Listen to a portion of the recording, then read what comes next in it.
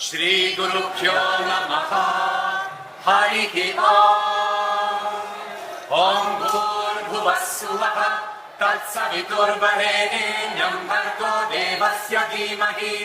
धियो यो नः प्रचोदयात् ॐ तत्सयोरावृणीमहे यातु यज्ञाय यातु यज्ञपतये दैवी स्वस्तिरस्तु नः स्वस्तिर्मानुषेभ्यः ऊर्ध्वं जिगातु भेषजम् शन्नो अस्तु द्विपदे शं चतुष्पदे ॐ पृथिवी शान्ता साग्निना शान्ता सामे शान्ता शुचगुं शमयतु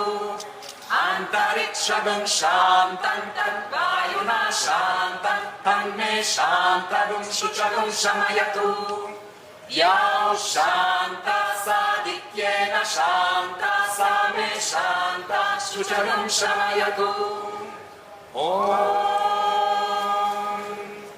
शान्ति शान्ति